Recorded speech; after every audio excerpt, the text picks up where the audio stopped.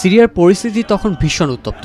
President Bashar আল আসাদের মসনদ নড়বড়ে। পরিস্থিতি আঁচ করতে পেরে ইরান তখন আসাদকে উদ্ধারে উদ্যোগ নিয়েছিল। তারা সিরিয়ার তৎকালীন প্রেসিডেন্ট বাশার আল আসাদকে উদ্ধারে উড়োজাহাজও পাঠিয়েছিল, কিন্তু মাঝপথে বাধা দেয় ইসরায়েল। ইসরায়েলি বাধার মুখে ইরানি উড়োজাহাজ ফিরে যেতে বাধ্য হয়।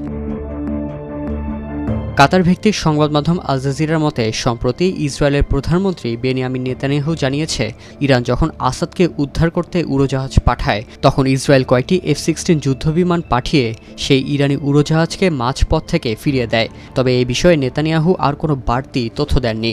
ইরানের পক্ষ থেকেও এ বিষয়ে কোনো মন্তব্য আসেনি।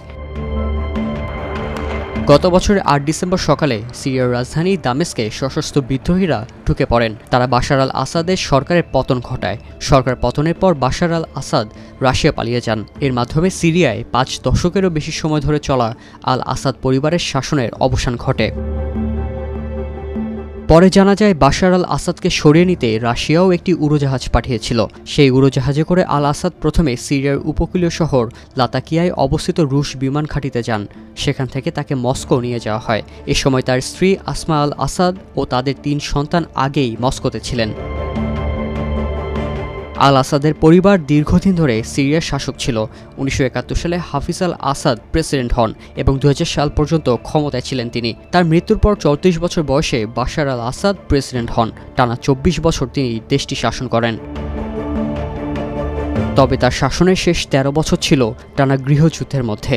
এই গৃহযুদ্ধে প্রাণ হারায় ৫ লাখের বেশি মানুষ। দেশছাড়া হন সিরিয়ার প্রায় অর্ধেক জনগণ। সিরিয়ায় সৃষ্টি হয় ইতিহাসের অন্যতম ভয়াবহ মানবিক সংকট।